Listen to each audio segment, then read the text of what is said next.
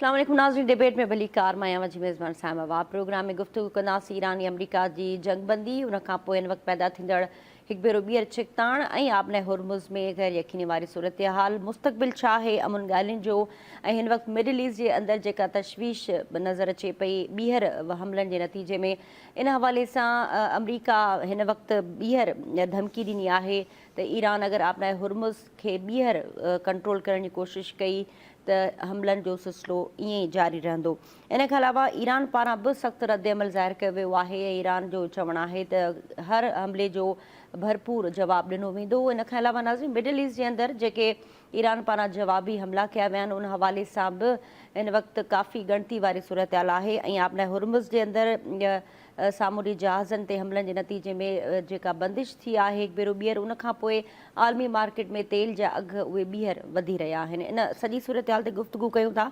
असांखे हिन वक़्तु टेलीफोन कॉल ते जॉइन कयो आहे अॻूणा सफ़ीर आहिनि ज़फ़रुल्ला शेख साहब।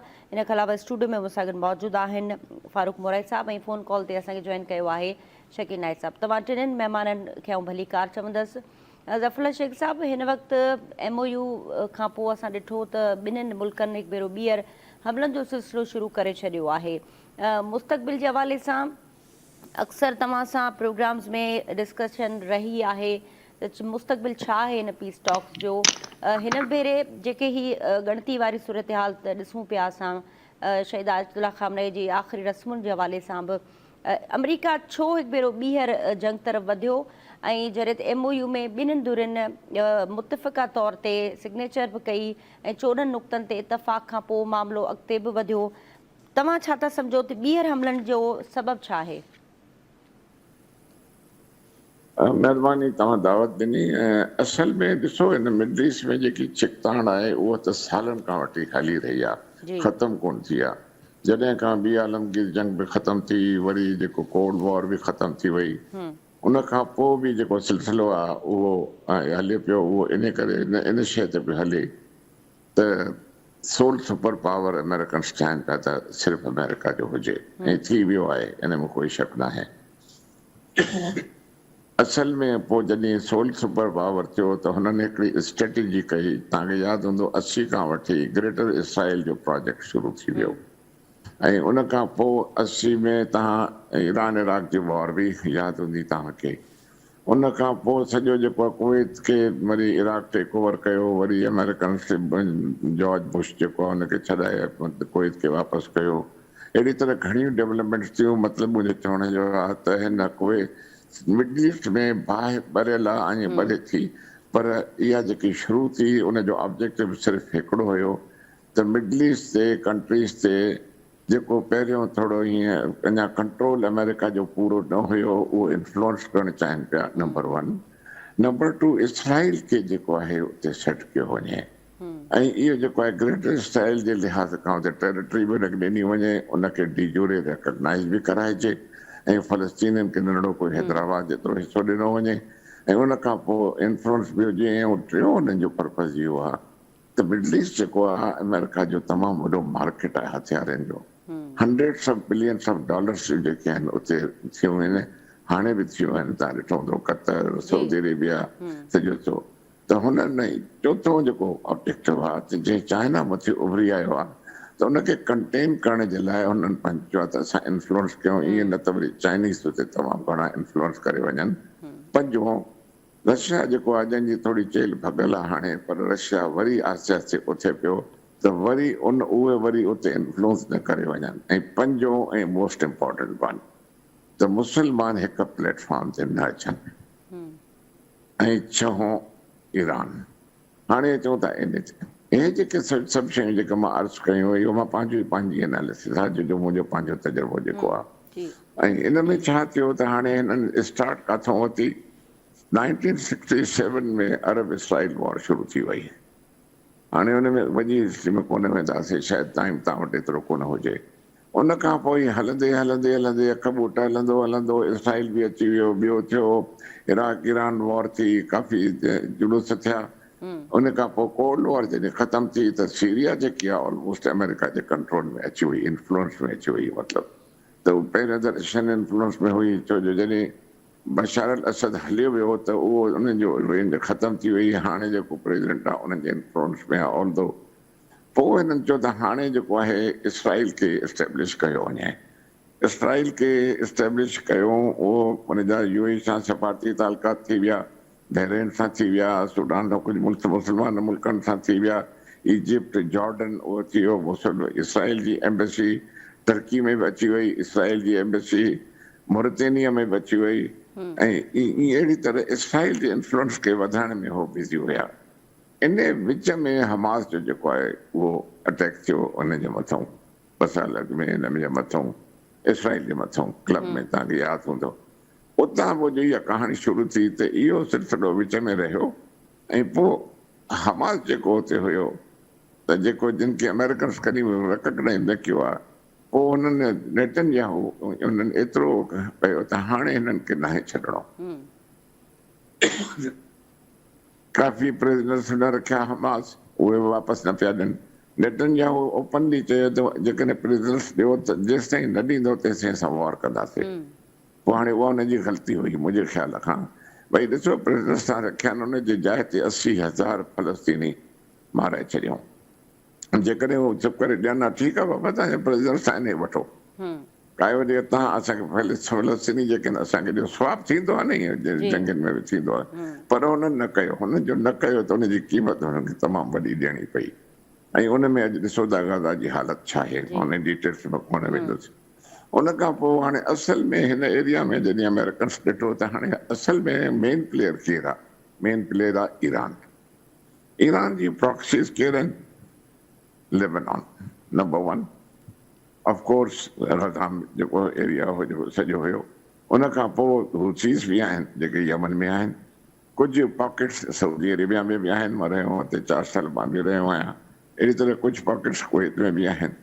ऐं अहिड़ी तरह पोइ हुननि छा कयो त उते सॼा पंहिंजा बेसिस बि ठाहे छॾिया अमेरिकन्स, कुवैत में, कतर में, सऊदी अरेबिया में, यानी चौधारी सभु, जॉर्डन तव्हां ॾिसो, इजिप्ट ॾिसो, जाते काथे। शुक्र आहे जो पाकिस्तान बचियल आहे हिन शइ खां। त चवण जो मक़सदु इहो आहे त हाणे इहो सॼो जेको सिलसिलो थियो त इनखे कंट्रोल करण जे लाइ सॼो करिणो हुयो। ऐं पोइ इहे लेबनान ते हिननि पोइ इहो जो सिलसिलो थियो त इसराइल जेको नेतन्याहू लेबनान ते अटैक करणु शुरू कयो। अॼु इहे ॾिसी आहे त 25-30 किलोमीटर साउथ में खणी विया आहिनि, होॾां गज़ा जो 70-80 सैकड़ो खणी विया आहिनि, होॾां वेस्ट बैंक जो हिसो मथां सीरिया जो खणी विया आहिनि। इहो प्रोसेस हले थो पियो, बंदि नाहे। पोइ ईरान ते अटैक थियो। ईरान ते जेको पहिरियों अटैक थियो त उन में पोइ इहा ॻाल्हि शुरू थी, काफ़ी पॉइंट्स आयूं हेठि मथे। पोइ हुननि छा कयो त हमास जे लीडर्स जेके हुननि खे मारियो। अमेरिका जी स्ट्रेटेजी इहा हुई त मथियां माण्हू जेके लीडर्स आहिनि, टॉप ब्रास खे मारियो। उन्हनि उन इस्माइल खे, ॿियनि खे रिपोर्टेडली अख़बारनि में इहे रिपोर्ट्स आहिनि, पर ख़ुदा त ॼाणे त कीअं छा थियो।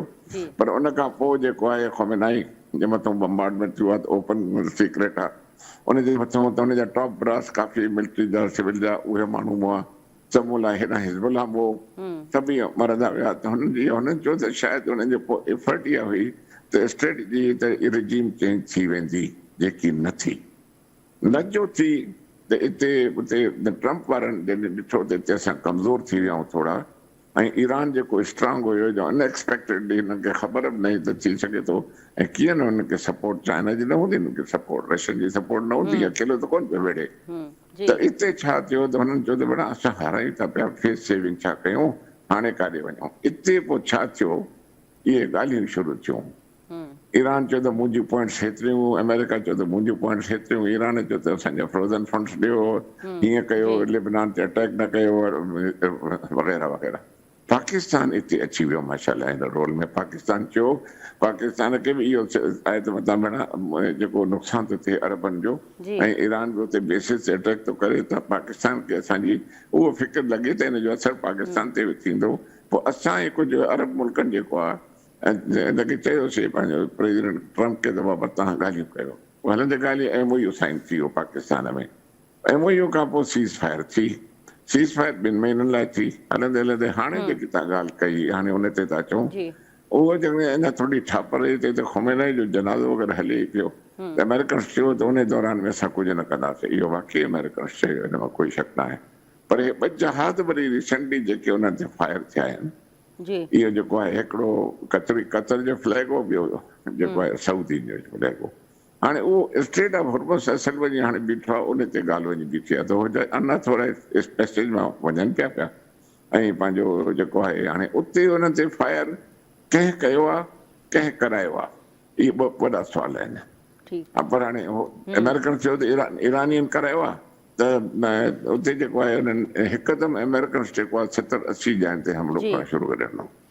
उते थियो त हिननि रिटेलिएट कयो ईरानियंस जेको आहे उहे हिते बि हाणे कनि पिया, बैरियन ते कनि पिया, जितां जितां फैसिलिटेशन हले पई। सो इन करे हाणे ॻाल्हि वधी वई आहे, सॼी वधी जो वई आहे त हाणे ट्रम्प नेटो जे हिन इजलास में आयो त कल्ह मां ॿुधां पियो, हुन चयो त असां इहो MOU जेको आहे इहो ख़तमु था कयूं। जी हाणे या हुन चयो आहे जेकॾहिं स्ट्रेट ऑफ हॉर्मज़ खे बंदि कयो वियो वरी त असां वरी नेवल ब्लॉकेट कंदासीं, वॉर कंदासीं। हाणे पोज़ीशन वञी इते बीठी आहे। जी मूंखे लॻे थो हाणे तव्हांजे ॻाल्हियुनि में जॾहिं बि तव्हां मूंखे टेलीफोन ते वरितो आहे डिस्कशन थी आहे, तव्हांखे यादि हूंदो हमेशह मां इहो चयो आहे त अमेरिका ईरान खे न छॾींदो, वॉर कंदो, ज़रूरु कंदो, को न को बहानो करे वॉर कंदा।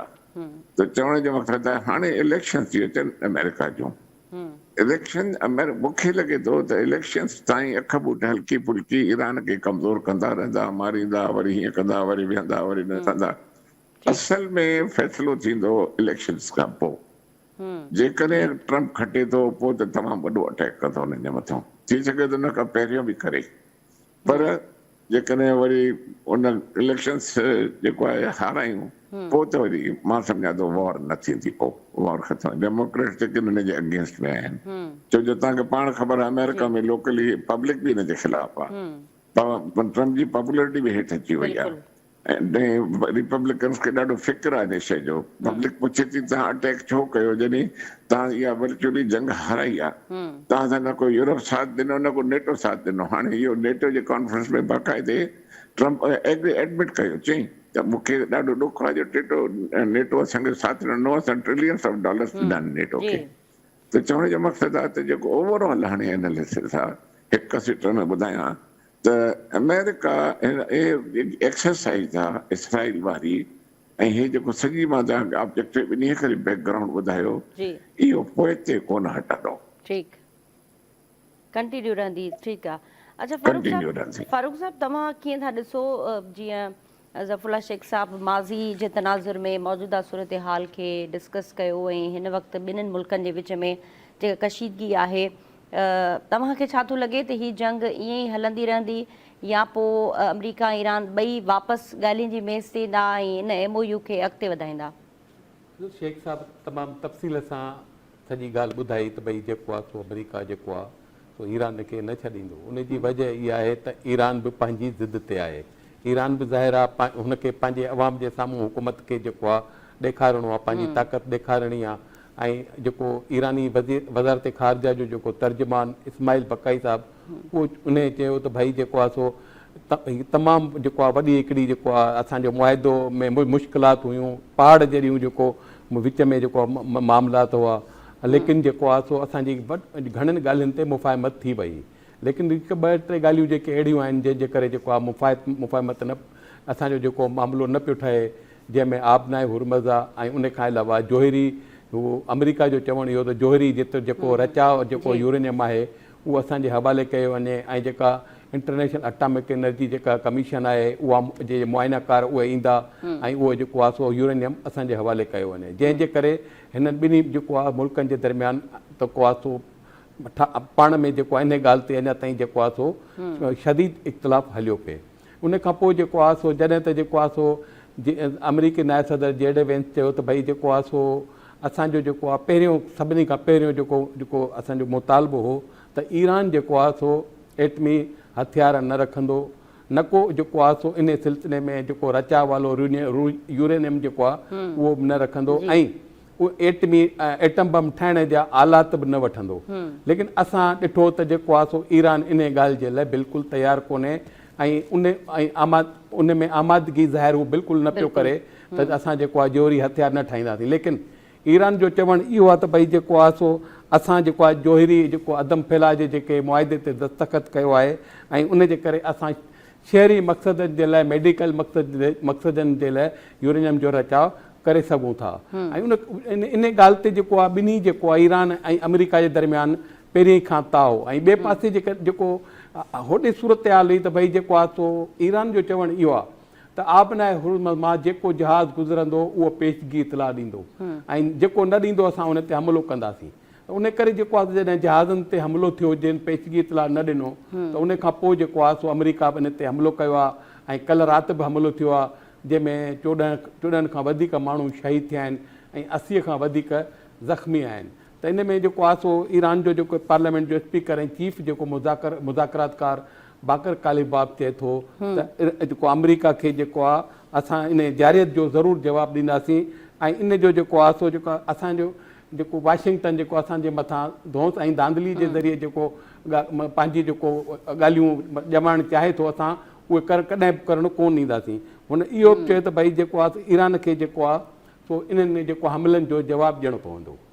शकील नाइक साहब, तव्हां कीअं पिया ॾिसो ॿिन्हिनि मुल्कनि जे विच में जंगबंदी खां पोइ हिन वक़्तु वरी जेको तकरार वधे पियो, आबनाए हुर्मुज़ में इहा गैर यकीनी वारी सूरत हाल आहे त आबनाए हुर्मुज़ तव्हांखे लॻे थो उहो वाहिद हिकिड़ो मसइलो बणियल आहे हिन वक़्तु अमेरिका लाइ बि, जंहिंखे खोलाइण लाइ ही MOU साइन थियो ऐं हिकु भेरो ॿीहर जॾहिं असां ॾिसूं पिया त कशीदगी ॿीहर वधे पई सामूंडी जहाज़नि जे हवाले सां, त पोइ दुनिया ॿीहर साॻिए उहे परेशानी वारी सूरत हाल में ईंदी ऐं वरी अमेरिका ते प्रेशर डेवलप थींदो ऐं वरी अमेरिका ॻाल्हियुनि जी मेज़ थींदो। छा इहो सूरत हाल ईअं ई जुड़ंदी जीअं माज़ी में रही?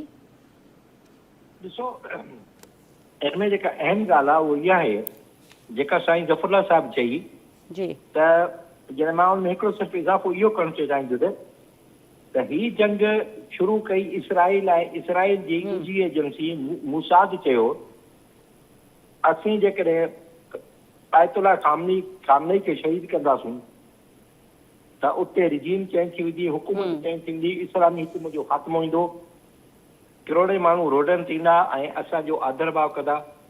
इहा नाकाम थी वई। इन ॻाल्हि ते जेके अमरीकी फ़ौज आहे या CIA आहे उन ट्रम्प आॾो रखियो ऐं दुनिया ॾिठो त फ़ौज जे सरबराह में त 10 टॉप लेवल जा जेके जनरल हुआ उनखे या उन्हनि मुलाज़मत तां इस्तीफ़ा ॾिनी या उनखे नौकरी मां बरतरफ़ कयो। हाणे ॻाल्हि इहा आहे त हिकु दफ़ो ॿीहर इसराइल जी ॻुझी एजेंसी हिकु दफ़ो ॿीहर हिनखे नेतन्याहू जे ज़रिए ट्रम्प पे दबाव पई विझे त भई जेकॾहिं तव्हीं इहा जंग जारी रखंदो त ट्रम्प बि जेके विचे मुदे वारियूं चूंडूं खटे वेंदो ऐं जेके आम चूंडूं इसराइल में उहो बि नेतन्याहू खटे वेंदो। हाणे हीअ जेका ताज़ी जंग आहे उहा इसराइल जे चवण ते कई वई आहे ऐं इसराइल जी ॻुझी एजेंसी न पंहिंजी नाकामी खे लिकाइण लाइ हिकु दफ़ो ॿीहर हिन ख़िते खे जंग में झोकणु चाहे थी। हाणे ट्रम्प जो अलमियो इहो आहे त जॾहिं पाकिस्तान कोशिशि कई यूरोप सॼो उन जे ख़िलाफ़ु बीठो, जेके नार वारा मुल्क आहिनि उहे सभिनि जे ख़िलाफ़ु बीठा, दुनिया जो हिकिड़ो मुल्क इसराइल ऐं हिकिड़ो मुल्क अमेरिका उहे हिक ॿिए सां बीठा, बाक़ी उन्हनि सां को बि गॾु न बीठो। जॾहिं त ईरान जी जेसि ताईं ॻाल्हि आहे त उन सां उत्तर कोरिया बि बीठो, चीन बि बीठो, रूस बि बीठो ऐं कंहिं हद ताईं ईरान खे बचाइण लाइ या ईरान खे मेज़ ते आणण लाइ या ईरान जो जेको हौसला वधाइण लाइ उनमें पाकिस्तान बि किरदारु अदा कयो। हाणे ही जंग हिकु दफ़ो ॿीहर इसराइल शुरू कराई आहे। उनजा इनखे इसराइल खे हिकु भाउ आहे जेको अमेरिका जी ज़बानी चई रहियो आहे, जंहिंजी तर्जुमानी अमेरिका पियो करे त ईरान वटि जेको रचाव थियल यूरेनियम आहे हाणे उहो 60% खां वधियो आहे ऐं कंहिं बि वक़्तु इहो 80% खां जीअं मथियो थियो त हू एटमी धमाको करे छॾींदा। उनखे पंहिंजो भउ आहे। इहो ई सबबु आहे त हाणे इसराइल सिधी रीत विढ़ण बजाए अमेरिका खे चई हमला पियो कराए ऐं जेको एॾो वॾो MOU ते सही थी ऐं उन खां पोइ ॻाल्हियूं शुरू थियूं, उन खां पोइ शर्त शरात हिक ॿिए खे मञिया विया त हाणे जेकॾहिं इहा जेको ॿीहर जंग जो जेको माहौल जोड़ियो वियो आहे, ॿीहर जेका हमला थिया आहिनि, जारियत मड़ी वई आहे, इन में ॿी जेका इसराइल खे अमेरिका खे जेका ॻाल्हि पसंदि न आई या जेको उन्हनि खे वॾो माना सम्झो त मछराए छॾियो या उनखे अचरज में विधो, उहो इहो त जेको उनजो शहीद सुप्रीम लीडर हो सैयद आयतुल्लाह खामनई, उन जो निमाज़ जनाज़ा दुनिया जे जेके 4-5 वॾा निमाज़ जनाज़ा रहिया आहिनि, माना जंहिंमें तव्हां अंदाज़ो लॻो 4-5 करोड़ माण्हू उन में शरीक थिया, इहो उन हैरान थी विया। त उन मां उन्हनि खे इहो नापो मिलियो त ईरान जी जेका क़ौम आहे उहा गॾु आहे ऐं ईरान जा 100 मुल्कनि जा वफ़द आया, न बि हूंदा त 50 मुल्क उन्हनि सां हमदर्दी रखनि था। सऊदी अरब जो वफ़द वियो, मिस्र जो वफ़द वियो, त कतर जो वफ़द वियो। त इन मां इहो ख़ुदि उनखे मैसेज मिलियो, हाणे उनखे जेका इख़लाक़ी बरतरी थी उनखे नाकाम बणाइण लाइ या उनखे सबक़ सेखारण लाइ त ही हमला ॿीहर शुरू कया विया आहिनि। न इन जो सिर्फ़ु हिकु सबबु आहे त यूरेनियम तां ईरान जो जेको या त असीं तबाह कयूं या असांजे हवाले करे ऐं आबनाए हुरमत करे पोइ असां इहे जेके इन जा जेके मुंजमद थियल पैसा आहिनि उहो ॾियूं, उन जा $300 अरब जे नुक़सान ॾियूं, उहो सभिनी लाइ तयारु हूंदो आहे। पर उन इहे ॿिनि शयुनि ते जेका उन्हनि जे गले में हॾी अटकियल आहे उहा इहा आहे ऐं इहो ई जेको जवाब ऐं सबबु बणाए इहे ईरान ते मुसलसल हमला कंदा रहंदा। अच्छा ज़फ़रुल्लाह शेख साहब, मिडिल ईस्ट जे हवाले सां बि ॿुधाइजो त हिन वक़्तु मिडिल ईस्ट या जेका ग़ैर यकीनी वारी सूरत हाल में आहे, छो त मिडिल ईस्ट जे अंदरि ख़ुदि धड़ाबंदी थी वई आहे। कुझु ईरान जे हवाले सां कुझु सपोर्टिव आहिनि ऐं कुझु मुल्क जेके आहिनि उहे ईरान जे ख़िलाफ़ हींअर बीठल नज़र अचनि पिया। त मुस्तक़बिल जी जेका दर्जाबंदी कीअं ॾिसो पिया मिडिल ईस्ट जे मुल्कनि जे अंदरि ऐं नवां जेके अलायंसिस ठहनि पिया उन में ओवरऑल पाकिस्तान जो रोल कीअं ॾिसो पिया ऐं हिन वक़्तु जेका सालसी जी कोशिशि हलंदड़ आहे पाकिस्तान जे तरफ़ां, त तव्हांखे लॻे थो त पाकिस्तान बि मुस्तक़बिल में ख़िते जे अंदरि हिकु अलॻि हैसियत सां उभरी करे अॻिते ईंदो? मिडल ईस्ट जेको आहे हिन महिल बिल्कुलु रहियल आहे, ईअं आहे त जीअं सुकल ज़मीन हुजे उन में ॾार हुजनि। सच पुछो त घणा ग्रुप आहिनि, तमामु मिडल ईस्ट वॾो एरिया आहे। हिकिड़ो ग्रुप उहो आहे, उहो आहे मिडल ईस्ट में जेको अरब सां तालुक़ु रखे, अरब ब्लॉक तव्हां चओ, उन्हनि में पोइ उन्हनि जो GCC अलॻि आहे ऐं पंहिंजो उन खां पोइ उन्हनि जा तौर तरीक़ा पंहिंजा हुन जा आहिनि, उन्हनि जी ऑयल प्रोडक्शन आहे, उन्हनि जी इकोनॉमी पंहिंजी आहे ऐं उते उहो हिकिड़ो जेको आहे उहो थोरो अलॻि आहे। ॿियो जेको आहे यानी न्यूट्रल कंट्रीज़ बि इलाही आहिनि जेके विच थियणा आहिनि ऐं कुझु उन में डेमोक्रेसी बि आहे, जीअं तव्हां भले इजिप्ट वठो, उनखां पोइ जॉर्डन वठो या अहिड़े क़िस्म जा मुल्क जेके आहिनि। टियों जेको हुयो जेको हले पियो या को मुल्क हले पियो उन में ईरान जो इन्फ्लुएंस वरी हुयो। उते वरी बेसिकली आइडियोलॉजिकल वॉर हुई, सुन्नी शिया जे विच में बि हुई। काफ़ी वक़्त ताईं मुस्लमान जेके हुया ईरान सां उन जा तालुकात मज़ेदारी वारा न हुया इन इशू जे करे। ॾिसो जंग जेकी आहे या जेके इशूज़ हुया उहे ॿिनि टिनि खे हिकिड़ा थींदा आहिनि, इकनॉमिक इशूज़ थींदा आहिनि, ॿिया इहो वॉर जेकी थींदी आहे उनजा घणा रीज़न्स हूंदा आहिनि। त मेजर रीज़न जेको हिन मिडल ईस्ट में आहे या रहियो आहे उन में रिलीजियस जो फैक्टर रहियो आहे काफ़ी। ॿिया बि फैक्टर्स हूंदा, स्ट्रेटेजिकल जेको हूंदा कीअं हुजा उनजो कंट्रोल आहे। टियों जेको हुयो हेॾां चाइना हुयो, चाइना बि मथे उभरी आयो। हेॾां इंडिया बि थोरी जेको खड़खड़ करे पियो, पाकिस्तान इंडिया जो टेंशन ऐं अफगानिस्तान जो इशू हो। ऐं हीअ मिडल ईस्ट खणी एॾे न साउथ एशिया में कोन था अचूं, मिडल ईस्ट खे जेकॾहिं टेक्निकली तव्हां वठंदो त पोइ असल हुयो ईरान जेको प्लेयर हुयो तमामु। हाणे जेकी सिचुएशन आहे हाणे इहा मिडल ईस्ट जी जेको मां पहिरियों अर्ज़ु कयो सॼो बैकग्राउंड, इन ते अमेरिका कमु करे रहियो आहे त इसराइल खे हाणे असां बाक़ाइदे ते इस्टेब्लिश कयूं। हाणे ॾिसो न ॻाल्हि इहा आहे त इसराइल अञा ताईं UN जो मेंबर न आहे। मेंबरशिप थींदी आहे, ॾिसो न हिकिड़ी थींदी आहे डिफेक्टो, ॿी थींदी आहे डियूरे। डियूरे मेंबरशिप उहा आहे जेकी फॉर्मल मेंबरशिप हुजे UN जी, जेकी इसराइल वटि कोन्हे। अच्छा, हाणे ॿी ॻाल्हि जेकी आहे साईं मुंहिंजे दोस्त अर्ज़ु कयो, स्ट्रेट ऑफ हॉर्मुज़ जो हाणे जेको आहे उहो जहिड़ो आहे। हिते तव्हांखे जेकॾहिं मां थोरो वठी हलां जेको लॉ ऑफ सीज़ जे कन्वेंशन थियो यूनाइटेड नेशंस जो काफ़ी साल पहिरियों, उन में हिकिड़ी डेफिनेशन्स काफ़ी आयूं त हिन ओपन सीज़ में इंटरनेशनल वोटर्स में 12 नॉटिकल माइल्स ताईं उनजी सॉवरेंटी ऐं जेको आहे उन्हनि खे को हुकूमतनि खे राइट हूंदो सभु कुझु करण जो। ॾिसो स्ट्रेट ऑफ हॉर्मुज़ जेको आहे कोई 170 किलोमीटर डिघो आहे। हेॾां पंहिंजो पर्शियन गल्फ आहे, हेॾां गल्फ ऑफ ओमान आहे। त ओमान ऐं जेको हुनजो आहे ईरान जो कॉमन इंट्रस्ट आहे त जितां शिप्स लंघनि उन्हनि खे कहिड़े नमूने में कजे, छा कजे, उन्हनि ते यानी पैसा वठिजनि या छा कजे उहो उन्हनि जो आहे। हिते जेको आहे हाणे स्ट्रेट ऑफ हॉर्मुज़ ते नई शइ थी आहे, अमेरिका कंट्रोल नथो करे सघे। उहो चए थो मां कीअं कंट्रोल कयां, उहो स्ट्रिप आहे हिकिड़े क़िस्म जी। हाणे स्ट्रिप ते कीअं कंट्रोल कनि, पोइ हाणे उन्हनि छा कयो त नेवल ब्लॉकेट करे छॾी सॼी नेवल ब्लॉकेट करे जेको ईरान जो तेल बेल हेॾे वञे पियो उनखे थोरो क्रिपल करण जे लाइ उहा शइ सॼी थी हुई। त जेको हाणे ब्रिटिश जो जेको नक्शो आहे पूरो जेको आहे हाणे जेको थोरो हेॾो नओं नक्शो ठहंदो उहो थींदो इसराइल जो नओं नक्शो ठहंदो। ॾिसो इसराइल क्लियरली चई छॾियो आहे त मां लेबनान मां न निकिरंदुसि। साउथ ऑफ लेबनान में हो 25-30 अंदरि अची चुका आहिनि, उहो हुनजो कब्ज़ो आहे हुननि जो। गाज़ा में को 70-80% ते हुनजो कब्ज़ो आहे, उहो बची वियो आहे। हेॾे वेस्ट बैंक में सीरिया में तव्हां मथियो हिस्तो अचो उहो बि उन्हनि वटि हूंदो। हिन इहो जेको ॿियो डिप्लोमेटिक रिलेशन्स जेके सभिनी सां थियनि था त मुंहिंजो ख़्यालु आहे त जीअं वरी मां थोरी रिपीट कंदुसि त इहा अमेरिका हुननि खे फुल सपोर्ट थो ॾिए, पूरा बेड़ा ॿाहिरों जेको आहे।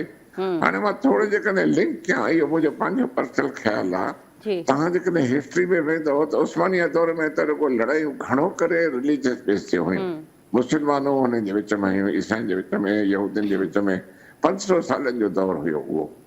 उहो 20s में ख़तम थी वियो।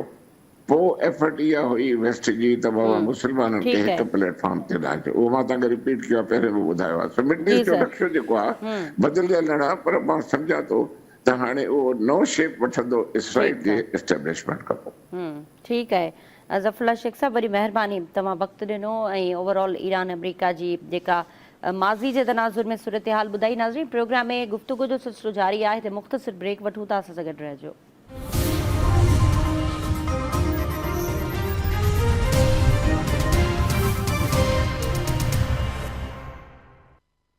वेलकम बैक नाज़रीन, डिबेट में गुफ्तगू कयूं पिया।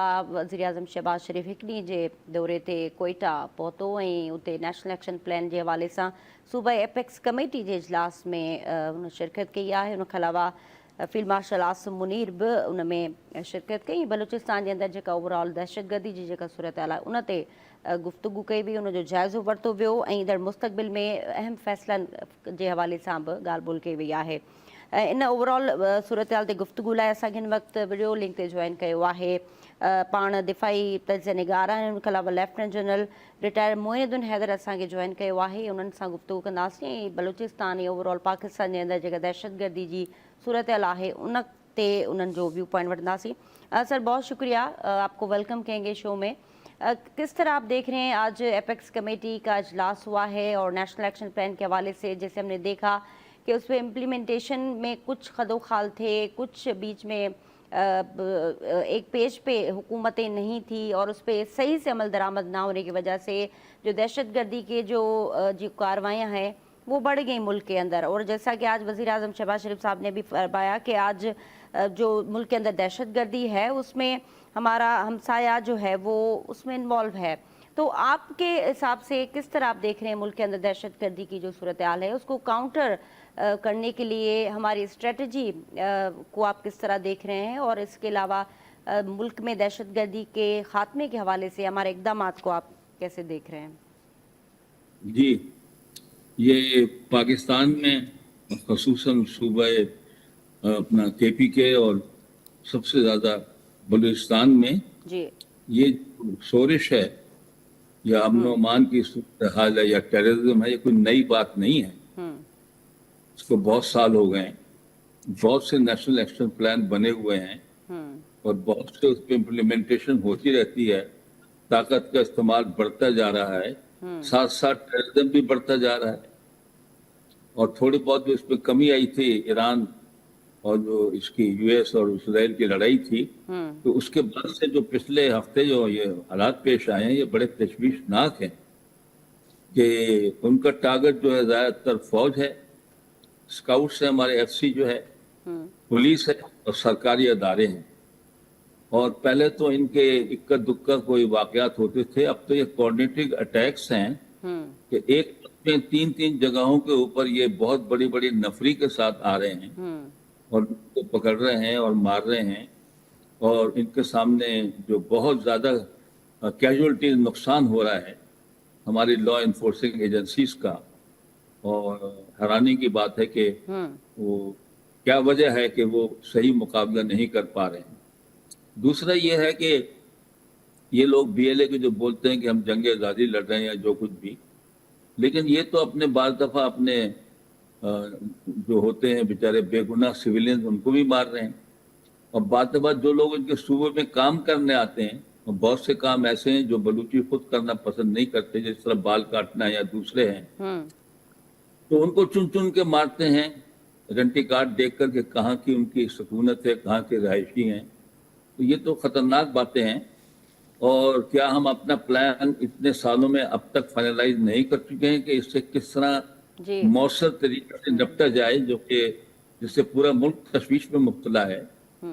और गवर्नमेंट का एक बयान होता है कि हमारी रेट पूरे बलूचिस्तान पे 1-1 इंच पर कायम है, लेकिन वहाँ पे हालात पेश आते हैं उससे पता चलता है कि वहाँ पर सड़कों पे जाना आना, आमदरफ्त जो है लोगों की मुश्किल हो रही है। कोई बेचारा आदमी अपनी बीवी बच्चों के साथ शहर को निकलता है तो उसके जो हस्बैंड को बीवी और बच्चों के सामने मार डालते हैं और उस पर वो कोई हुकूमत कुछ कर नहीं पाती। इससे पता चलता है कि तो बेहतर ठीक होने वाले हैं। और क्या सिर्फ ताकत का इस्तेमाल ही इन चीजों को ठीक कर सकता है, या और भी कोई चीजें ऐसी हैं कि हम ऐसे स्टेप्स उठाएं कि लोगों में कॉन्फिडेंस आए और जो उनकी डिमांड है वो सुन ली जाए। तो क्या कहना चाहते हैं और क्या कह रहे हैं वो भी सबको पता ही है। तो मेरा ख्याल है कि देखिए, एक तो बलूचिस्तान के अंदर मैंने सर्व किया है, हर रैंक में सर्व किया है, लेफ्टिनेंट कप्तान जनरली तक। एक ब्रिगेड मतलब खुलदार में है, तो एक ब्रिगेड दोब में है, एक पलटन लोरालई में, एक पलटन चमन में है। तो वहाँ के हालात से मैं, हालांकि मेरी वाकफियत तो पुरानी है, लेकिन फिर भी वो हालात तो चेंज नहीं हुए। डेमोग्राफिक जो है कि पश्तून के बाद जो है वहां पर अमन व अमान है, वहां पर कोई दहशत गर्दी नहीं हो रही है पख्तून इलाकों में, जैसे बलोच इलाकों में इंसर्जेंसी है। तो बलोचों का अगर कोई है बातचीत, तो मतलब एक सबसे पहले तो वहाँ एक रिप्रेजेंटेटिव गवर्नमेंट होनी चाहिए जो अवाम की गवर्नमेंट हो, जो अवाम मसाइल को समझे, वो इनके साथ डायलॉग भी करे, इनके साथ बातचीत भी करे। तो अगर सबसे पहले तो हम वहां पर एक रिप्रेजेंटेटिव गवर्नमेंट लाएं जिससे लोगों को इत्मीनान हो कि ये हमारी चुनी गवर्नमेंट है, किसी के ऊपर से इम्पोज की हुई गवर्नमेंट नहीं है हमारे ऊपर। और उसके बाद उनके मसाइल भी सुने जाएं और फिर मेरिट के ऊपर चीजें वहां पर हो, सारी अकाउंटेबिलिटी हो, जो गलत काम कर रहा है कोई वहां पर इस किस्म का। देखिए, पाकिस्तान में बेइंतहा मिलियंस ऑफ डॉलर खर्च करके गवर्नर पोर्ट को डेवलप किया गया। वहां पर पाकिस्तान का सबसे बड़ा हवाई अड्डा बनाया गया जहां पर सबसे बड़ा जहाज 380 उतर सकता है, और कुछ इंफ्रास्ट्रक्चर भी बनाया गया, लेकिन वहां पर कोई इन्वेस्टमेंट नहीं आ रही, ना गवर्नर हो रहा है, ना एयरपोर्ट चालू हो रहा है, ना वहां पर मिनरल जिस तरह का कॉन्ट्रैक्ट चाह रहे हो और उससे जो दौलत निकले वो लोगों में पहुंचे और उनको उनकी गुर्बत दूर हो। ये तमाम बातें जो वो नहीं हो पा रही हैं, क्योंकि ये लोग हैं, हम जानते हैं, ये कह देना कि दुश्मन की एजेंसियां यहाँ पर जो है वो ये काम करा रही है, तो दुश्मन से हम क्या उम्मीद रखें? दुश्मन का तो काम यही है कि तो हमारे साथ दुश्मनी की जाए। अफगानिस्तान भी करेगा, इंडिया भी करेगा, मोसाद भी करेगा, और भी लोग उनको करेंगे, सपोर्ट देंगे, पैसे देंगे, हथियार देंगे, इंटेलिजेंस देंगे। हमारा काम तो इन चीजों का तोड़ निकालना है ना, और अवाम की ताकत से निकालना है, अवाम की कॉपरेशन से निकालना है। अवाम आपके साथ होंगे तो हर किस्म की इंसर्जेंसी को डिफीट किया जा सकता है, और अवाम जब भी आपके साथ होंगे जब उनकी अपनी वो फील करें कि हमारी हुकूमत है ये, और हम जो इसको सजेशन देते हैं तो उसको जिससे पर वहाँ पर अमन कायम हो सकता है। सर, अगर पॉलिटिकल जो पार्टीज हैं उनकी बात की जाए तो बलूचिस्तान के अंदर शुरू से ही, जैसे अब आपने फरमाया कि वहाँ के लोगों की गवर्नमेंट होनी चाहिए और वहाँ के लोगों की जो भी तहफ़्फ़ुज़ात है वो सुनना चाहिए कम से कम। तो आपकी नज़र में आज तक बलूचिस्तान के अंदर अगर टेररिस्ट ऑर्गेनाइजेशन ऑपरेट कर रही हैं तो उसका फेलियर किसका है? ये फेलियर पॉलिटिकल गवर्नमेंट अपनी रिट क्यों नहीं वहाँ आज तक बना सकी? इसके क्या असबाब देखे आपने, माजी और रीसेंट अगर हम पास देखें तो? देखिए, मैंने कहा ना, प्रेसिडेंट गवर्नमेंट जो है कायम की जानी चाहिए। बलूचिस्तान में मेरे ख्याल में मैंने तो बहुत कम अरसे में ऐसा देखा हो कि जहाँ पर वाकई सही मानों में एक मुनसिफाना इंतखाबात हुए हों और लोगों को मौका दिया हो कि वो अपनी मर्जी के नुमाइंदे चुने और वो नुमाइंदे पर उनके मसाइल हल करें। तो उसमें बहुत से लोगों का अमल दखल होता है اور اس کے اندر گورنمنٹ نہیں بن پاتی. کبھی سرداروں کی سرپرستی ہوتی ہے تو تھوڑے عرصے کے لیے بیچ میں سرداروں کو چھوڑ کے عوامی حکومتیں بھی وہاں پر آئیں جنہوں نے اچھا کام دکھایا, وہاں پر بہتر حالات پیدا کیے. لیکن آج کل صورتحال یہ ہے کہ آپ کو پتہ ہے کہ ہم وہاں پر ایک مضبوط ریپرزینٹیو گورنمنٹ قائم نہیں کر پا رہے جس کے پاس اکاؤنٹیبلٹی بھی ہو, جس کے پاس اپنے اور جو صوبائی اختیارات ہیں استعمال کرنے کی آزادی ہو. تو میرے خیال سے وہ پولیٹیکل لوگ اس مسئلے کو اچھی طرح حل کر سکتے ہیں, بہتر طریقے سے حل کر سکتے ہیں. تو سر وہ کیوں نہیں نکال حل کر پا رہے آج تک؟ میں نے بتایا نا آپ کو, جب بات سنیے, جی اگر وہ سمجھے جو بی ایل اے کر رہا ہے یا کوئی اور کر رہا ہے, وہ سمجھے کہ یہ حکومت جو ہے نا یہ ہماری بات نہیں سنتی, ٹھیک. یہ تو بس یہی کہنی چاہیے کہ باہر کے لوگوں سے ہم پیسے لے رہے ہیں اور ہم یہ کام کر رہے ہیں, لیکن ہماری سنوائی جس طرح ہونی چاہیے وہ نہیں ہو رہی, تو ظاہر ہے وہ جھگڑا چلتا رہے گا. اچھا سر, اس کے علاوہ محسن نقوی صاحب نے جیسے فرمایا, بہتر اثر ہوتا ہے. جی, افغانستان میں 25 سے زائد دہشت تنظیمیں وہ سرگرم ہیں, تو آپ کس طرح دیکھ رہے ہیں؟ ماضی میں ہم نے دیکھا افغانستان سے ہمارے تعلقات مختلف تھے, لیکن اب ریسنٹلی جو ہمارے نیبر کنٹریز ہیں اس سے جو ہمارے تعلقات ہیں وہ ڈفرینٹ ہیں. اب تو افغانستان کا جو مسئلہ ہے اس کو ٹھیک کرنے کے لیے آپ کیا سمجھتے ہیں کہ سفارتکاری کے ذریعے یہ مسئلہ ٹھیک ہو سکتا ہے, یا پھر ہماری انٹرنل اسٹیبلٹی میٹر کرتی ہے اس صورتحال کو ٹھیک کرنے کے لیے؟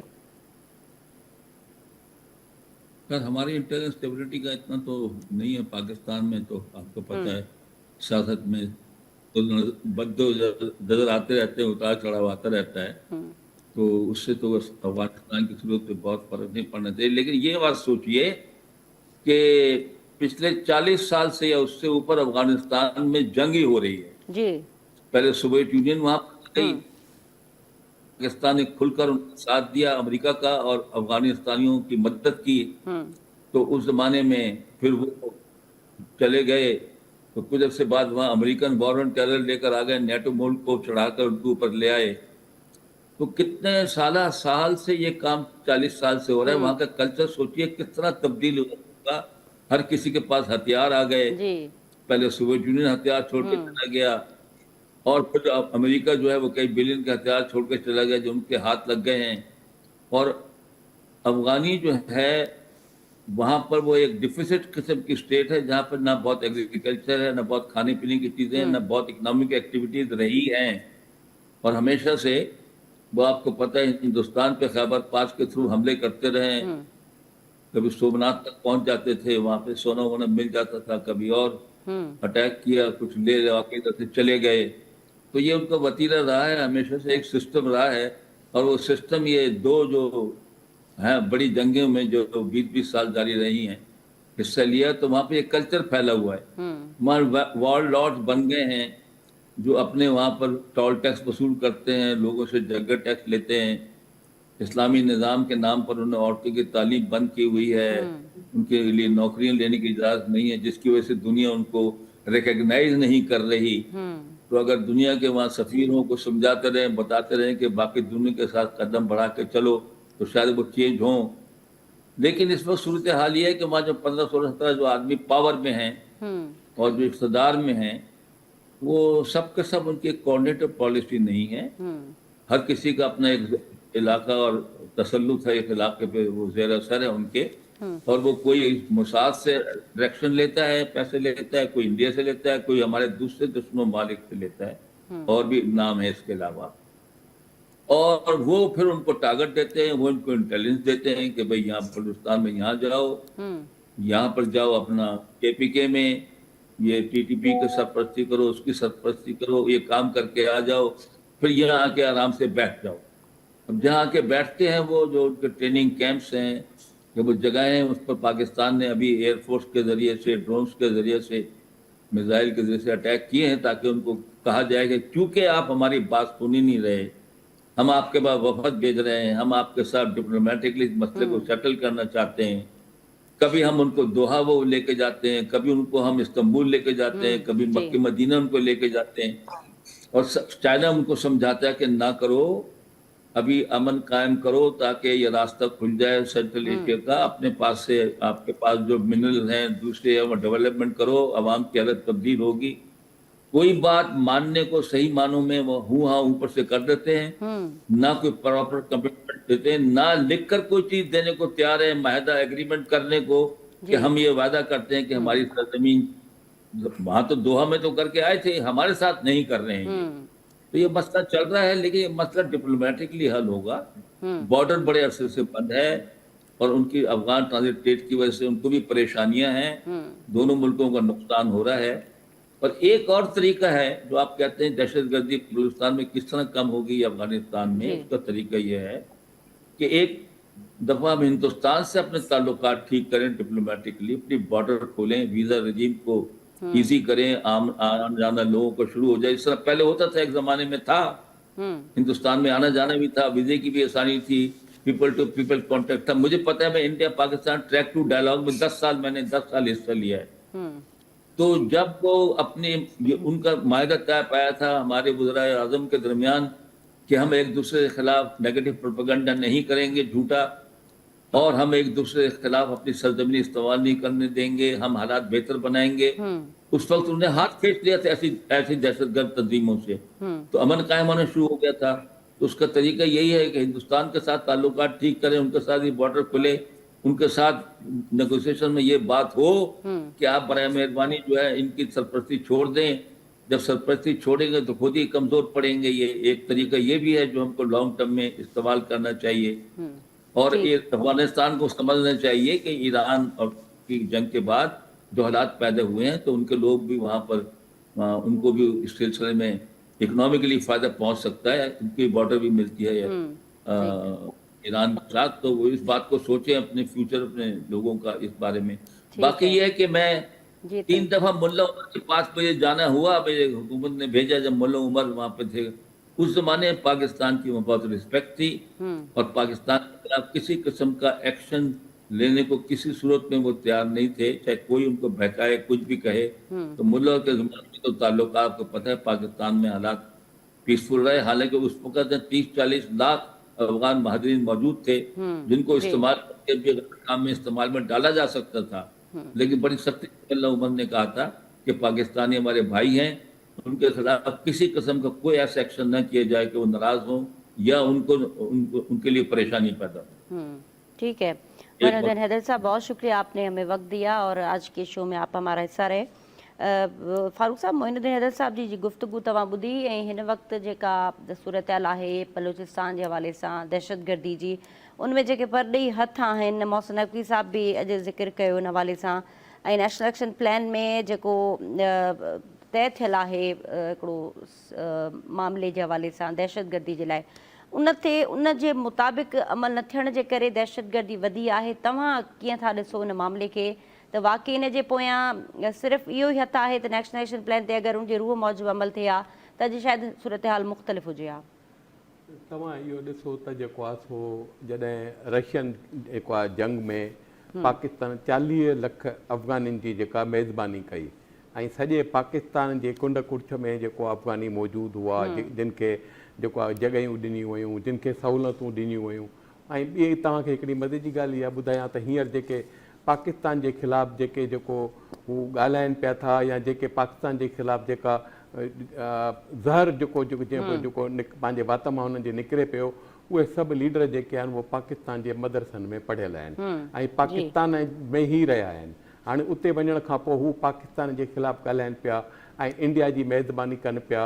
ऐं उनखां अलावा तव्हां इहो बि ॾिठो हूंदो त भई जेको आहे सो हू हींअर पाकिस्तान जा दुश्मन आहिनि ऐं हींअर इनखां अलावा हू हींअर BLA बलूचिस्तान लिबरेशन आर्मी जेका आहे उनजे जेको आहे जेके दहशतगर्द आहिनि उन्हनि सां मिली करे हींअर जेको आहे सो बलूचिस्तान में जेके दहशतगर्दी कनि पिया। ऐं हींअर इहा सूरत हाल आहे त भई जेको आहे सो उते केर बि जेको आहे सो महफ़ूज़ कोन्हे को, ऐं ॾींहं ॾिठे जो केॾी महिल बि जेको आहे सो अचनि था हू कार्रवाई करे हलिया था वञनि। नो डाउट जेको आहे सो पाकिस्तान जी फ़ौज इदारा पंहिंजूं कार्रवायूं कनि पिया, लेकिन जेको आहे सो उतां जा जेके माण्हू आहिनि उहे जेको आहे सो ज़ाहिर आहे हुननि जी ॾाढो मजबूर आहिनि ज़ाहिर। ऐं ॿी ॻाल्हि तव्हांखे इहा ॿुधायां त भई जेको आहे KPK में बि जेको थिए पियो उहो बि जेको आहे सो इहे अफ़गानी पिया कनि ऐं हिते बि जेके ख़ुदकश धमाका थियनि पिया उहे बि तव्हां ॾिठो हूंदो त इहे जेको आहे सो उन में सभु अफ़गानी था निकिरनि। ऐं इन में अञा ताईं पाकिस्तान में हेतिरा जेको अफ़गानी मौजूदु आहिनि ऐं जेको पुलिस या जेका इदारा आहिनि उन्हनि खे वापसि मोकिलण जी कोशिशि करे पई। ऐं इहो बि तव्हां ॾिसो त जेको आहे सो उते समुंड कोन्हे को अफ़गानिस्तान में, लेकिन अफ़गानिस्तान खे सहूलियत ख़ातिर पाकिस्तान ते जेके हिते जे पोर्ट जेके आहिनि कराची पोर्ट आहे, पोर्ट कासिम आहे, उतां जेके बि जेको आहे इन जे लाइ अफ़गानिस्तान जे लाइ जेको सामान ईंदो उहो डायरेक्ट बिगेर खोलण जे जेको आहे सो कंटेनरनि जे ज़रिए या ट्रकुनि जे ज़रिए डायरेक्ट जेको आहे अफ़गानिस्तान हलियो वेंदो, यानी उन ते का टैक्स या का अहिड़ी का पाबंदी न हूंदी पाकिस्तान जे। ऐं हितां हुते जेको आहे सो खाइण पीअण जो जेको आहे जीअं कणिक आहे, खंडु आहे, गिहु आहे, खाइण पीअण जो सभु शयूं आता के मवेशी तक पाकिस्तान जेको आहे अफ़गानिस्तान में वेंदा आहिनि, उन मोकिलींदा आहिनि। हेतिरी कुझु करण जे बावजूद बि हू जेको आहे नमक हरामी कनि पिया, त उन जे लाइ ज़ाहिर आहे पाकिस्तानी अवाम खे बि कावड़ आहे त हू जेको आहे सो वरी बि जेको आहे सो पाकिस्तान जे ख़िलाफ़ु जेको आहे ॻाल्हाइनि था। ऐं इहे जेके सभु जेके आहिनि ऐं इन्हनि जे लाइ असां जेको आहे इहा कोशिशि कई जेका पाकिस्तान हुननि सां ॻाल्हियुनि जे लाइ हुनखे दोहा कतर में घुरायो, तुर्कीअ में हुननि सां ॻाल्हियूं थियूं। हिकिड़ी ॻाल्हि ते जेको आहे हुननि खे असां एग्री करण जी कोशिशि कई पाकिस्तान, त भई जेको आहे सो तव्हां जेके हिते जेके दहशतगर्द तंज़ीमूं आहिनि या तहरीक तालिबान पाकिस्तान तां उन्हनि खे जेको आहे सो पंहिंजे उतां दहशतगर्दनि खे कढो जेके पाकिस्तान जे ख़िलाफ़ु कनि था। पाकिस्तान अफ़गानिस्तान जो हामी आहे, ऐं जेकॾहिं तव्हां पाकिस्तान जे ख़िलाफ़ ई जेकॾहिं जेके कारवायूं कनि था उन्हनि खे जेकॾहिं तव्हां न कढंदो त पोइ असांजी तव्हां सां जंग थींदी। लेकिन अफ़गानिस्तान जे जेका हुकूमत आहे इन सिलसिले में को बि जवाबु न ॾिनो, जंहिंखां पोइ मजबूरन पाकिस्तान जेको आहे हुननि जे उते जेके तरबियती कैंपूं हुयूं उन्हनि ते हमला कया ऐं उन्हनि ते जेको आहे उनखे तबाह कयो। उन खां पोइ हू वरी पाकिस्तान जा दुश्मन थी पिया आहिनि। ऐं हींअर बि इहा सूरत हाल आहे त हू भारत जी जेको आहे सो हुन में कच्छ में वेठा आहिनि ऐं जीअं भारत हुननि खे चए थो ॼण किराए जा घुरियल आहिनि ऐं किराए ते जेको आहे हींअर हलनि पिया। सही। शकील नाइक साहब, तव्हां एपेक्स कमेटी जे इजलास जे हवाले सां कीअं पिया ॾिसो सूरत हाल ऐं अहम फ़ैसिले जी बि ॻाल्हि थी रही आहे बलूचिस्तान जे अंदरि दहशतगर्दी जी सूरत हाल खे ठीकु करण जे हवाले सां तव्हां छा था सम्झो हुकूमती ऐं अस्करी क़यादत जे हवाले सां जेके फ़ैसिला थी रहिया आहिनि हिन वक़्तु बलूचिस्तान जी दहशतगर्दी खे ख़तमु करण लाइ उहे सही तरीक़े सां इम्प्लीमेंट थी रहिया आहिनि ऐं उते जेके धरणा हलंदड़ आहिनि हिन वक़्तु बलूचिस्तान जे अंदरि उन जे हवाले सां कुझु देरि पहिरीं जीअं मोइन हैदर साहिबु गुफ़्तगू कई त उते जे अवाम जा मसइला ॿुधणा पवंदा ऐं ॻाल्हियुनि जे ज़रिए ई बलूचिस्तान जे अंदरि मसइलनि खे हल करे सघिजे थो। त ओवरऑल एपेक्स कमेटी जे इजलास जे फ़ैसिलनि ऐं जेके ज़मीनी हक़ीक़तूं आहिनि उते उन जे हवाले सां तव्हांजो छा व्यू पॉइंट आहे? ॾिसो, जेका एपेक्स कमेटी आहे उन जा फ़ैसिला वाज़े था कनि त सियासी क़यादत जेका हुकूमत आहे जी उहा ऐं फ़ौजी क़यादत उहे हिकिड़े पेज ते बीठल आहिनि। हाणे सवाल इहो पैदा थो थिए त जेके सियासी ताक़तूं आहिनि सियासी कुवतूं आहिनि तव्हां उन्हनि खे पाण सां गॾु छो नथा बीहारियो? हाणे जे तव्हां ॾिसो मिसाल असीं चऊं था ॾिसो न हिकिड़ा BLA जा दहशतगर्द या BLM या जेके बि उन्हनि जूं जेके हथियारबंद तंज़ीमूं उन्हनि खे छॾियो उहो त हिंदुस्तान खां इसराइल खां पैसा वठनि था अफ़गानिस्तान में पाण रहनि था उन जो इशू न आहे। हाणे तव्हीं माना जेकॾहिं शाहज़ैन बुगटी बीठो आहे या जेकॾहिं अख्तर मेंगल बीठो आहे या अब्दुल मालिक बलोच बीठो आहे त तव्हांजा या सलाउल्लाह ज़हरी बीठो आहे त हीअ तव्हांजा सॉफ्ट चेहरा आहिनि ऐं ही उहे आहिनि जेके पाकिस्तान सां गॾु बीठल आहिनि। ही उहे आहिनि जेके ॻाल्हियुनि ते जेके यकीन था रखनि ऐं हिननि जो हिकिड़ो रोल हुजणु घुरिजे त पाकिस्तान जी जेका वज़ीर आज़म हुजे या पाकिस्तान जी फ़ौजी क़यादत हुजे त उन्हनि सभिनि खे बि इन सारी सॼी सूरत में सोचणु घुरिजे त जेसि ताईं सियासी कोर्ट आहे ऐं ही उहे सियासी माण्हू आहिनि जेके मतिलबु रियासत जा मुखालिफ़ न आहिनि, इहे रियासत जा हामी आहिनि, इहे पाकिस्तान खां अलॻि थियण वारा न आहिनि, इहे पाकिस्तान सां बीठल आहिनि। ॾिसो न बुगटी नवाब अकबर बुगटी खे जॾहिं परवेज़ मुशरफ दौर में शहीद कयो वियो त उहो हिकिड़ी औरत जो केस हो जेका औरत सिंध सां तालुक़ रखे पई। उन बहस खे छॾे बि ॾिजे त अॼु बुगटी ख़ानदान जेको आहे उनजे अक्सर जेको आहे उनजा जेके आहिनि वॾा या उनजे जेके ईंदड़ नस्लूं आहिनि उहे पाकिस्तान सां बीठियूं आहिनि। त पाकिस्तान हुकूमत खे या रियासत खे सोचणु घुरिजे त उहे माण्हू जेकॾहिं इन्हनि वाक़िअनि खां पोइ बि या राब्तो कटिजी वियो आहे शकील साहब सां। अच्छा फारूक साहब, हिन वक़्तु ज़िक्र कंदासीं पाक बहरिया ऐं मैरीटाइम एजेंसी गॾिजी करे कार्रवाई कंदे ओरमाड़ा मां कार्गो जहाज़ जे पाकिस्तानी अमले खे बाहिफ़ाज़त रेस्क्यू करे वरितो आहे। तव्हां इन हवाले सां वधीक कहिड़ा अपडेट्स शेयर कंदा? जी बिल्कुलु, जेको आहे पाक बहरिया ऐं मैरीटाइम सिक्योरिटी एजेंसीअ गुज़िरियल 24 कलाकनि में 2 वॾा कम कया आहिनि, जंहिंमें जेको कार्गो जहाज़ जेको शारजा खां पाकिस्तान अची रहियो हो, जेको ओरमाड़ा खां 53 किलोमीटर जनूब में जेको आहे किरी तबाह थी वियो, उन जो जेको आहे सो मलबो हथु कयो ऐं उन जाइ ते पहुची करे जेको आहे सो हुननि पंहिंजो जेको मलबो आहे हींअर उहो हथु कयो आहे। उन खां पोइ हिकिड़ी ॿी कार्रवाई थी त जेको आहे सो ओरमाड़ा खां 23 किलोमीटर जनूब में हिकिड़ी लॉन्च हुई, जेका कार्गो लॉन्च अल हमदान याकूब, उहा जेको आहे उनजे इंजन रूम में पाणी भरिजी वियो हो, जंहिंजे करे उहा ॿुॾणु लॻी। उन एमरजेंसी जी इतलाह ते जेको आहे पाकिस्तान नेवीअ जो जेको जहाज़ हो PNS हुनैन, उहो उते पहुतो ऐं उन्हनि खे रेस्क्यू कयो। ऐं उन खां अलावा उन में पाकिस्तान मैरीटाइम सिक्योरिटी एजेंसीअ जा हेलीकॉप्टर ऐं प्लस जेको बचाव वारा जहाज़ बि उते पहुता ऐं उन्हनि तमामु जेको आहे 20 जेके पाकिस्तानी जेको शहरी हुआ जेके लॉन्च में सुवार हुआ, उन्हनि खे ॿुॾण खां बचाए बेहिफ़ाज़त जेको आहे सो उनखे साहिल ताईं पहुचायो। ऐं इन खां अलावा जेको हिननि जी पाक नेवी ऐं पाक बहरिया जे जेके आहिनि जेके गोताखोर आहिनि, उन्हनि जो जेको जहाज़ जेको कार्गो जहाज़ किरियो आहे उन जे मलबे जी तलाश जारी आहे। उहो मलबो जेको आहे घटि में घटि 30,000 गज़ हेठि जेको आहे समुंड जे अंदरि मौजूदु आहे। उनजो सिर्फ़ु हींअर जहाज़ जी पुछड़ी मिली आहे, जॾहिं त केबिन ऐं ॿियो जो ब्लैक बॉक्स वग़ैरह ॿियो हिसो न मिलियो आहे। ज़ाहिर आहे हिकिड़ो जेको जहाज़ जॾहिं किरियो आहे त इन मां हिकिड़ो अंदाज़ो लॻे थो त हिकु त पाणीअ जो जेको ज़ाहिर जेको लहरूं तमामु गर्मीअ जो मौसम आहे ऐं समुंड पंहिंजी ओज ते आहे, उन में जेको आहे तमामु वॾे जेको एरिया में फैलियल आहे। तंहिंजे बावजूदि बि जेको आहे हुननि जी तलाश जारी आहे ऐं जेको अमले जा जेके 5 जेके उन में जेको माण्हू हुआ उन्हनि जी बि ॻोल्हा जारी आहे। ताम अञा ताईं जेको आहे अमले जे 5 माण्हुनि जी तलाश जेको आहे में कामयाबी कान थी आहे, न को जहाज़ जी केबिन मिली आहे। ऐं तमामु हिकिड़ो इहो हिकिड़ो वॾो जेको एरिया आहे जंहिंमें हुनजे नेवीअ जा गोताखोर ऐं ॿियो जेको आहे सो रेस्क्यू इदारा इन में कार्रवाइयूं कनि पिया। ठीकु आहे फारूक बुरत से वॾी महिरबानी। तव्हां अख़्तरीन नाज़रीन, डिबेट में महिमाननि जी गुफ़्तगू तव्हां ॿुधी। फ़िलहालु एतिरो ई, ॾींदा इजाज़त। अल्लाह हाफ़िज़।